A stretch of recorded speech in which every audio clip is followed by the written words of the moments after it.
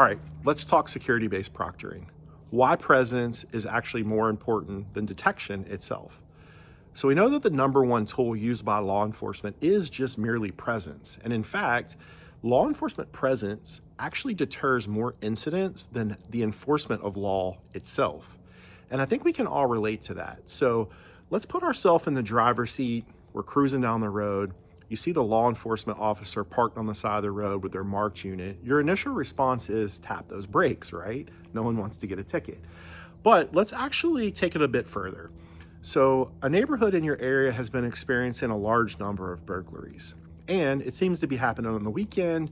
Maybe it's every second or third weekend, and the local law enforcement agency has actually picked up on that pattern. So their response is going to be to proactively put officers out in marked units. They're going to be stopping cars. They're going to be stopping anybody that's walking on foot. That mere presence itself in the area will deter those burglars from coming back. Now, they may move to a different neighborhood, but they're certainly not going to continue that string of burglaries in that area. And we can apply these same principles to exams. So we know that about 84 to 95% of students have said they attempt no cheating whatsoever if they know that proctoring is enabled for an exam.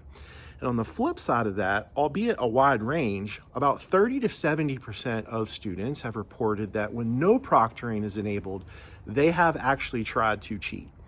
And so what that tells us is that our presence on the exam is critical, and it also tells us that we need to have a really clear rule set.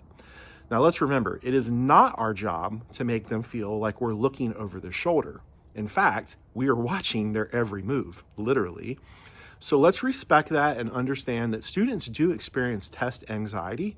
Let's figure out what a fair set of rules is. Let's set the stage, let them know that the proctoring is there. Let's be really transparent and clear about it. And remember that proctoring isn't passive, it is actually a deterrent.